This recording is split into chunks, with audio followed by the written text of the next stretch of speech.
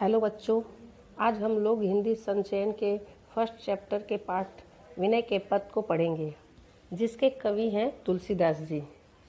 सर्वप्रथम तुलसीदास जी के बारे में आप सभी को बता दूं। महाकवि तुलसीदास जी का जन्म राजापुर ग्राम में 1497 को हुआ था और इनके पिता का नाम था आत्माराम दुबे और माता का नाम था हुलसी। इनका जन्म ब्राह्मण परिवार में हुआ था, परंतु जन्म मूल अवस्था में होने के कारण इनके माता पिता द्वारा ये त्याग दिए गए थे। जन्म से ही माता पिता द्वारा परित्यक्त होने के कारण इनका बचपन बड़े कष्ट से बीता। सौभाग्य से इनकी भेंट बाबा नरहरि दास से हो गई, जिनके साथ ये तीर्थ स्थानों में घूमते रहे और विद्या अध्ययन भी करते रहे। उन्हीं के साथ काशी जाकर इन्होंने शेष सनातन नामक गुरु के पास 15 वर्षों तक वेद शास्त्र दर्शन एवं पुराणों का अध्ययन किया। तत्पश्चात ये अपनी जन्मभूमि लौट आए। जनश्रुति के अनुसार इनका विवाह दीनबंधु पाठक की सुंदर कन्या रत्नावली के साथ हुआ। ये उससे अत्यंत प्रेम करते थे। एक दिन इनकी अनुपस्थिति में वह अपने मायके चली गई। ये उसके वियोग को सहन न कर सके और भीषण वर्षा में नदी को एक शव अर्थात मुर्दे के माध्यम से पार कर आधी रात के समय पत्नी के पास पहुंचे। उनके इस व्यवहार से रत्नावली इनकी पत्नी बहुत क्षुब्ध हो गई और क्षुब्ध होकर उन्होंने तुलसीदास जी से कही कि ये अस्थि चर्म में देह मम तासो ऐसी प्रीत तैसी जो श्री राम होत न तो भवभीत। अर्थात कहने का तात्पर्य है, उनकी पत्नी ने इनसे क्षुब्ध होकर यही कहा कि ये हाड़ मांस के शरीर के प्रति इतना प्रेम, इतना लगाव, इतना आकर्षण है, तो अगर यही प्रेम, यही लगाव, यही आकर्षण अगर भगवान श्री राम के चरणों में भक्ति में लगाए तो इस भव सागर से पार हो जाते। ये पत्नी की ये बात उनको इतनी चुभी कि वो उसी समय उल्टे पैर लौट आए और काशी जाकर सन्यासी हो गए। इनका शेष जीवन तीर्थ यात्रा, भजन कीर्तन, सत्संग और राम कथा विवेचना में ही बीता। इनकी मृत्यु संवत 1680 में वाराणसी के 80 घाट पर हुई। यह कविता शुरू करने से पहले ये बता दूं कि उनके द्वारा ये लिखे गए कविता विनय पत्रिका काव्य ग्रंथ से ली गई है, जिनकी भाषा ब्रज भाषा है। कविता के प्रथम पैराग्राफ में है, देखते हैं। ऐसी मूर्ता यामन की पर हरि राम भक्ति सुर सरिता आस करत ओसकन की। मूर्ता का अर्थ है मन, मूर्खता। पर हरि का अर्थ है छोड़कर। धूम समूह निरख चातक ज्यों त्रिषित जानि मति घन की। मति घन का अर्थ होता है बुद्धि भ्रम से बादल समझना। नहीं त शीतलता न बारी पुनि हानि होत लोचन की। लोचन का अर्थ होता है आँख। ज्यो गच कांच बिलो की सेन जड़। बिलोकी का अर्थ होता है देखना। गच कांच का अर्थ है पक्के फर्श में जड़ा शीशा। सेन का अर्थ बाज पक्षी। छाह आपने तन की। टूटत अति आतुर आहार बस। क्षति बिसारी आनन की। क्षति मतलब हानि और आनंद मतलब होता है मुख, फेश। कहलौं कहो कुचाल कृपानिधि। कृपानिधि यहाँ पे ईश्वर को कहा गया है। जानत हो गति जन की। तुलसीदास प्रभु हरहु दुसहजन करहु लाज निज पन की। पन यहाँ पे जो है निज का अर्थ है अपने और पन का अर्थ है प्रतिज्ञा। दुसह मतलब होता है दुख, असहनीय दुख। अर्थात ये पंक्ति उस संदर्भ में कहा गया है कि हम लोग जो है मूर्खता में फंसे रहते हैं और वास्तविकता से अनजान रहते हैं। इसीलिए उन्होंने ईश्वर से निवेदन करते हुए कहा है, अपने मूर्खता को दूर करने के लिए ईश्वर से उन्होंने प्रार्थना किया है। प्रस्तुत पद में तुलसीदास जी ने व्यक्त किया है कि हमारे मन की मूर्खता ऐसी है कि यह श्री राम की भक्ति रूपी गंगा को त्याग कर सांसारिक सुख जो ओश कणों की तरह है, उन्हें उससे अपनी प्यास बुझाना चाहता है। सूर सरिता का अर्थ होता है गंगा। जिस प्रकार धुएं के गुबार को देखकर प्यासे चातक को बादलों के होने का भ्रम हो जाता है, परंतु वहाँ न तो शीतलता होती है और न जल होता है। चातक पक्षी ऐसा है, चातक पक्षी में एक गुण है कि वह प्यासा मर जाए परंतु अन्य जल ग्रहण नहीं करता। वह अपनी प्यास बुझाने के लिए सिर्फ और सिर्फ वर्षा का पानी ही पीता है। अगर उसे वर्षा का पानी न मिले तो वो और किसी अन्य जल को ग्रहण करने के बजाय मरना पसंद करता है, और इसी वो भ्रम में धुएं को ही वो बादल समझ लेता है, और हम लगातार उस बादल के बरसने की अपेक्षा में लगातार उसकी तरफ देखता है, जिसके कारण धुएं से उसके आंखों को क्षति पहुंचती है। सांसारिक भोगों से तृप्ति की आशा करना धुएं के गुब्बार से जल की अपेक्षा करने के समान है। जिस प्रकार मूर्खबाज फर्श में जड़े हुए शीशे में अपनी छाया प्रतिबिंब को देखकर उसे दूसरा बाज समझ लेता है और भूख से व्याकुल होता है, तब वह क्या करता है, उस पर आक्रमण करता है, और आक्रमण करते ही उसके मुख में वो कांच का शीशा टूटकर लग जाता है, जिसके वजह से उसका सारा मुख जो है छत विछत लहूलुहान हो जाता है और वह इस प्रकार घायल हो जाता है। कवि के कहने का मुख्य तात्पर्य यह है कि हमें अपने विषयों के सुख के दुख के सिवाय कुछ भी और नहीं मिलता। इसलिए वह ईश्वर से यही प्रार्थना करते हैं कि हे कृपा निधि, इस जन की गलत चालों को कितना बखान करूं। आप तो अपने लोगों की दशा जानते ही हैं। तुलसीदास जी निवेदन करते हैं कि हे प्रभु, आप मेरे इस असहनीय दुखों का हरण कीजिए और अपनी प्रतिज्ञा का पालन कीजिए। भगवान भक्तों की रक्षा के लिए सदैव तत्पर रहते हैं, यही उनकी प्रतिज्ञा है। ईश्वर की प्रतिज्ञा क्या है कि जो उनके शरण में चले जाए वो उनके हर मूर्खता को, हर अपराध को, हर अज्ञानता को वो क्या करते हैं, उसे स्वीकार कर लेते हैं और उस जगह पर उसे ज्ञान देते हैं। उसके किए गए मूर्खता को वो भूल जाते हैं। इस पंक्ति का मुख्य भाव यह है कि मानव मन जो है वो कुचालों से भरा हुआ है। इसलिए कुचालों से भरे होने के कारण वह राम की भक्ति रूपी गंगा को त्याग देता है और सांसारिक भोगों में इसी तरह से वो भटकता रहता है, अपनी प्यासों, अपनी तृप्ति के लिए, अपनी प्यास को बुझाने के लिए सुख की आशा करता है। ठीक उस चातक की तरह जो धुएं के गुब्बार को बादल समझ लेता है और उससे जल की आशा कर बैठता है। ठीक उस बाज की तरह जो उस कांच में अपने ही जैसे प्रतिबिंब को देखकर अपना ही जैसा एक सामने में बाज समझ लेता है और उसे वह क्या करता है, उस पर वो आक्रमण करता है, खाने के लिए दौड़ता है। तो ये सभी जो क्रियाएं हैं वो अज्ञानतावश है, और अज्ञानतावश लोग इस संसार में इसी तरह से दुखों में भटकते रहते हैं। उन्हें वो सुख, वो मोक्ष, वो मुक्ति नहीं मिलती जिसके वो अधिकारी होते हैं। कविता के सेकंड पैराग्राफ में लिखा गया है, माधव मोह फांस क्यों टूटे। मोह का अर्थ यहाँ पे माया, फांस का मतलब है फंदा। बाहर कोटि उपाय करिए, अभ्यंतर ग्रंथि न छूटे। कोटि का अर्थ है करोड़, अंतर्गत का है अपनी अंतरात्मा। अभ्यंतर अंतरात्मा, और ग्रंथि का अर्थ है यहाँ पे गांठ, बंधन। घृत पूरन कराह अंतर्गत, शशि प्रतिबिंब दिखावे। घृत पूरन मतलब होता है घी से भरे हुए कड़ाह। घृत पूरन कड़ाह का अर्थ है यहाँ शब्दार्थ घृत, घी से भरे हुए कड़ाह। शशि का अर्थ है चंद्रमा, प्रतिबिंब का अर्थ होता है परछाई। पूरन मतलब पूरा। उसके बाद ईंधन अनल लगाए कलपसत, औटत नाश न पावे। ईंधन यहाँ पे जलावन, जिस पे हम लोग कुछ पकाते हैं, औंटते हैं। अनल मतलब आग लगाए मतलब लगाना।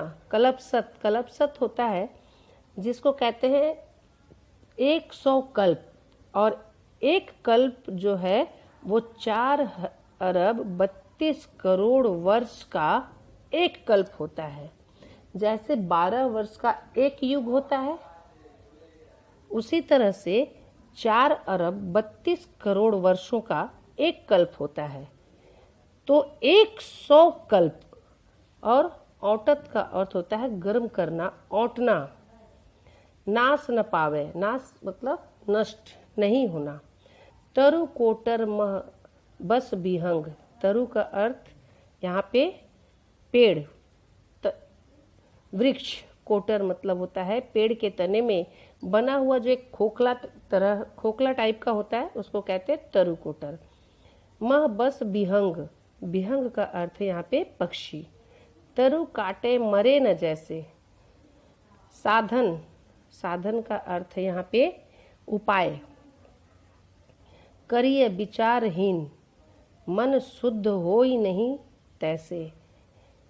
अंतर मलिन विषय मन अति, अंतर का अर्थ है अपना अंतरात्मा, मलिन का अर्थ होता है मैला, और विषय अर्थात हम लोग जो भौतिक पदार्थ का भोग की आशा करते हैं, भौतिक पदार्थ, प्राकृतिक नहीं।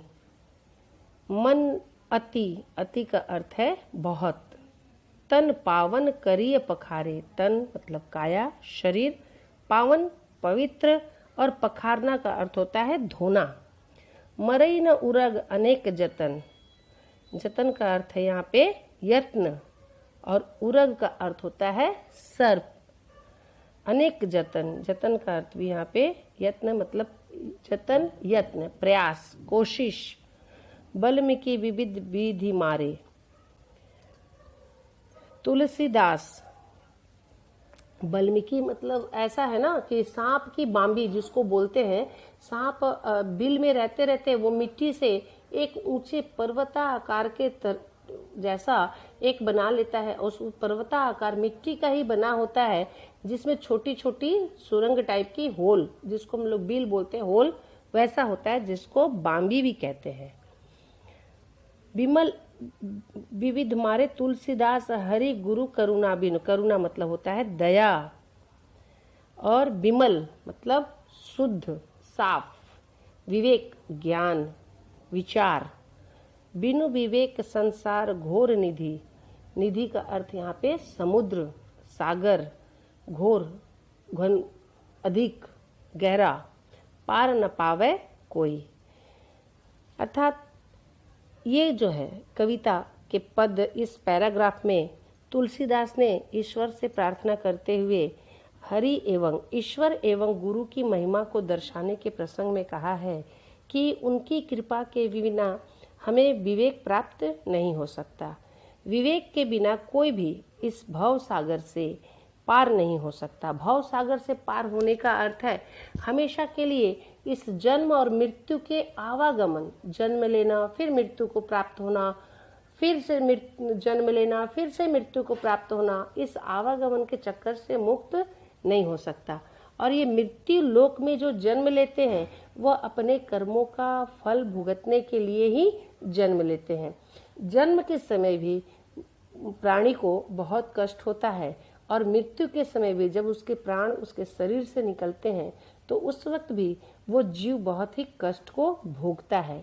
इसीलिए यहाँ पे तुलसीदास जी ने उस कष्ट से मुक्ति पाने के लिए उन्होंने ईश्वर से यही प्रार्थना किया है कि उनकी महिमा बनी रहे। वे कहते हैं, ईश्वर से प्रार्थना करते हुए कहते हैं, हे माधव, यहाँ पे माधव मतलब श्री राम। वो कहते हैं कि हे माधव, मेरे मोह का बंधन कैसे टूटेगा? बाहर से करोड़ों उपाय क्यों न किए जाएं, लेकिन उससे मन के अंदर बंधी हुई जो शंका रूपी गांठ है वो खुलती नहीं। बाहरी आडंबरों से, कर्म कांडों से अपने मन की अज्ञानता, हृदय की अज्ञानता दूर नहीं होती है। जिस तरह से घी से भरे कड़ाह में चंद्रमा का प्रतिबिंब दिखता है, 100 कल्पों तक ईंधन की सहायता से आग जलाकर औंटने पर भी कड़ा के घी में प्रतिबिंबित चंद्रमा दिखता ही रहता है, वह नष्ट नहीं होता। जब तक मन रूपी कड़ा में मोह रूपी घी रहेगा, तब तक साधन रूपी अनल जलाने से अर्थात अग्नि जलाने से उसमें प्रतिबिंबित चंद्रमा के होने का भ्रम, दुविधा, शंका बना रहेगा। जिस प्रकार पेड़ के कोटर में, पेड़ के खोल में निवास करने वाला पक्षी पेड़ को काट देने से नहीं मरता, उसी प्रकार अनेक उपाय करने से भी अविवेकी मन, मूर्ख मन शुद्ध नहीं होता। जैसे सांप के बिल पर अनेक प्रकार के प्रहार करने और अनेक उपायों के करने से उसमें रहने वाला सांप नहीं मरता है, वैसे ही शरीर को धो धोकर पवित्र करने से ये विषय बलीन मन पवित्र नहीं होने वाला। तुलसीदास जी कहते हैं कि ईश्वर और गुरु की कृपा के बिना ये विशुद्ध विवेक नहीं मिलता है, और विवेक के बिना कोई इस संसार रूपी महासागर का पार नहीं पा सकता, अर्थात वह संसार का रहस्य नहीं जान सकता है।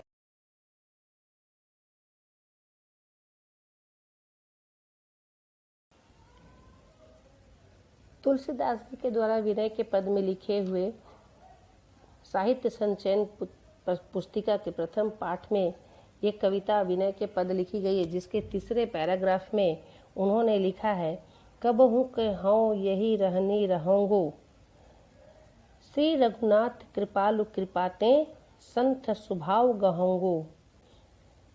हूँ का अर्थ यहाँ मैं, और रहने का अर्थ है रहने का ढंग।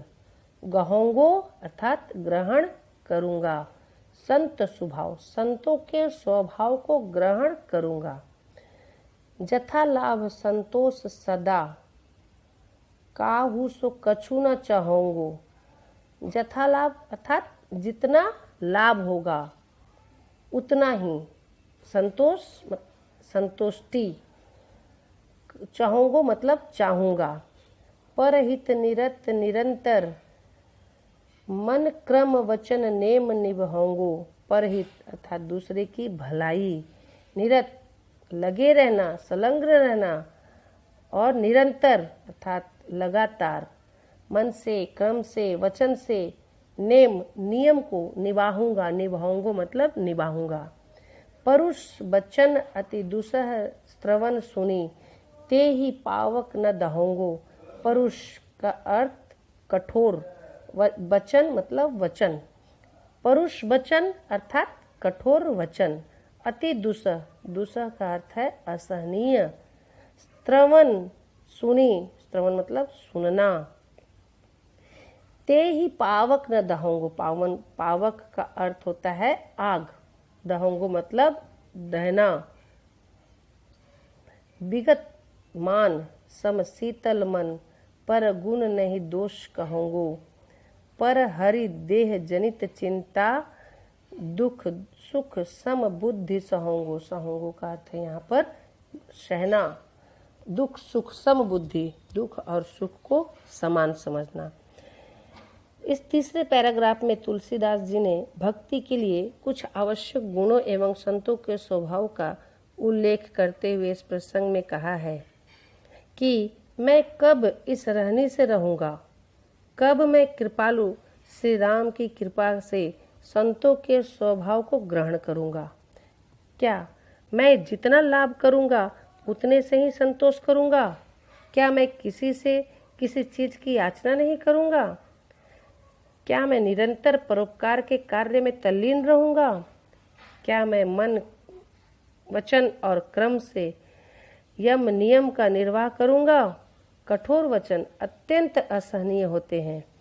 क्या उन्हें अपने कानों से सुनकर क्रोध की अग्नि में नहीं जलूंगा? क्या मैं मान अपमान के भाव से दूर रहूंगा?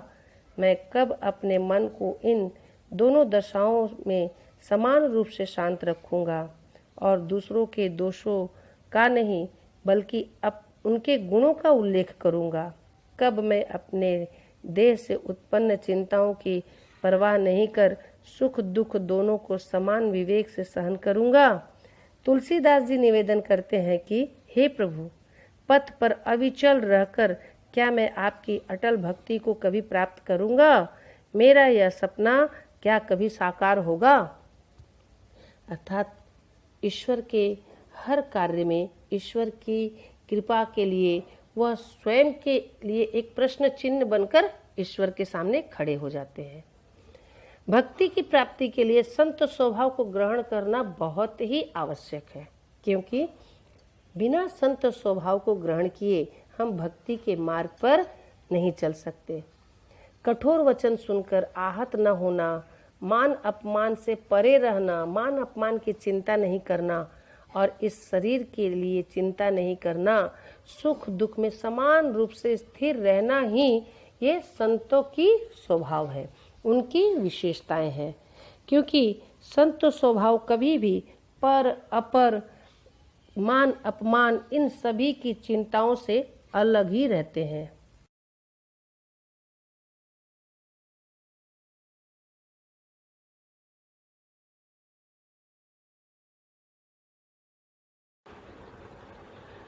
चौथे पद में तुलसीदास जी ने कहा है, अस कछु समूझी परत रघुराया, तब बिनु कृपा दयालु, दास हित मोह न छूटे माया। अस का अर्थ है ऐसा, दास का अर्थ है यहाँ पे सेवक, दयालु का अर्थ है ईश्वर, दया करने वाला। वाक्य ज्ञान अत्यंत निपुण, निपुण का अर्थ होता है दक्ष, एक्सपर्ट जिसको बोलते हैं। वाक्य ज्ञान जो बात करने में जिसे बहुत ज्ञान हो, चतुर हो, बातूनी हो, शास्त्रार्थ में शास्त्रार्थ करने में जो बहुत ही एक्सपर्ट हो। और भव सागर, भव मतलब होता है संसार, संसार रूपी सागर से कोई भी पार नहीं पा सकता। निसी गृह मध्य दीप की बातन, तम निवृत्त नहीं होई। निसी का अर्थ यहाँ पे रात, गृह मध्य अर्थात घर के बीच में, दीप की बातन दिए की बात करने वाला, तम निवृत्त नहीं होई। तम का अर्थ है यहाँ पे अंधकार। जैसे कोई एक दिन दुखित अति असन्नहीन दुख पावे, दिन का अर्थ यहाँ पे है गरीब। चित्र कल्पत्रु काम धेनु गृह, लिखे न विपत्ति न सावे। कल्पत्रु एक प्रकार का वृक्ष है जो समुद्र मंथन के समय सूर और असुरों के बीच जब समुद्र मंथन हो रहा था, उस वक्त उस समुद्र से 14 रत्न निकले थे, जिसमें से कल्पत्रु का वृक्ष भी था। और उसकी एक विशेषता ये है कि वह जो है अपनी मनोकामना को पूर्ण करने वाला फल देती है। कामधेनु गाय है जो वो भी समुद्र मंथन के समय उस 14 रत्नों में से एक है, और उसकी भी एक ये गुण है कि वह हमेशा मनोवांछित फल प्राप्त कराती है, जो भी मांगा जाए उससे वो प्राप्त हो जाता है। ये कामधेनु गाय स्वर्ग की गाय है। लिखे न विपत्ति न सावे, विपत्ति मतलब संकट, न सावे मतलब दूर होना। सट रस बहु प्रकार भोजन को, सट रस मतलब 6 रस, क्या क्या, तो खट्टा, मीठा, तीखा, नमकीन, कड़वा, कसैला, ये सभी 6 प्रकार के भोजन का स्वाद। दीन अरु रैन बखाने, दीन यहाँ पे दीन, अरु और रैन मतलब रात, बखाने मतलब वर्णन करना, बखान करना। बिनु बोले संतोष जनित सुख, खाई सोई पे जाने। बिनु मतलब बिना, बोले बोलकर, संतोष आत्म संतोष जिसे होता है, जनित यहाँ पे जन, सुख खाई खाकर, सोई सो, पै मतलब बाद में, पश्चात, और जाने मतलब जानना। जब लगी नहीं निज हृदय प्रकाश, निज मतलब अपना, हृदय मतलब हृदय, प्रकाश आत्मज्ञान जिसको बोलते हैं। अरु विषय आस मन माही, विषय इसके पहले वाले तीसरे पैराग्राफ में विषय का वर्ड मीनिंग बताई थी। शब्दार्थ, विषय का शब्दार्थ है भौतिक पदार्थ। तुलसीदास तब लगी जग जोनी भ्रमत, भटकते रहना, भ्रमित होना। जग जोनी का अर्थ है जगत का प्राणी, जिनकी संख्या 84 लाख मानी गई है। सपने हूँ सुख नाही, इस विनय पत्रिका के माध्यम से कवि तुलसीदास जी ने भक्ति, ईश्वर की भक्ति की महिमा को, उसके महत्व को, उसके बड़प्पन को समझाते हुए उनकी कृपा को प्राप्त करने के प्रसंग में ये कविताएं प्रस्तुत की है। कवि तुलसीदास जी कहते हैं कि हे रघुनाथ, हमें ऐसा कुछ समझ में आता है। हे दयालु प्रभु, आपकी कृपा के बिना न तो मोह भंग हो सकता है और न ही माया से छुटकारा मिल सकता है। केवल शास्त्र ज्ञान में ही कोई व्यक्ति अगर निपुण हो, दक्ष हो, एक्सपर्ट हो, तो व्यक्ति केवल शास्त्रार्थ करके इस संसार का रहस्य नहीं जान सकता। उसे संसार का रहस्य जानने के लिए कर्म करना होगा और वो कर्म एकमात्र भक्ति का मार्ग है। रात्रि के समय अगर व्यक्ति घर में दीपक की बात करे, अंधेरे घर में दीपक की बात करने से, उसकी चर्चा करने से घर का अंधेरा दूर नहीं होता। जैसे कि कोई एक बहुत ही अत्यंत दीन दुखी व्यक्ति बिना भोजन किए दुख पाता है, परंतु उसके घर में अगर हम लोग कल्पत्रु वृक्ष का मनोकामना पूर्ण करने वाली गाय और मनोकामना पूर्ण करने वाली वृक्ष का चित्र लगा दे तो उसकी वो दरिद्रता दूर नहीं होती।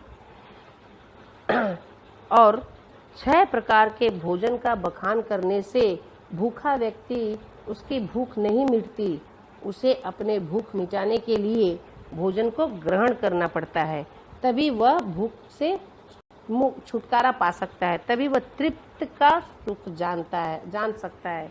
इसके लिए उसके सामने स्वाद का बखान करना आवश्यक नहीं, बल्कि उसकी भूख मिटाने की आवश्यकता है।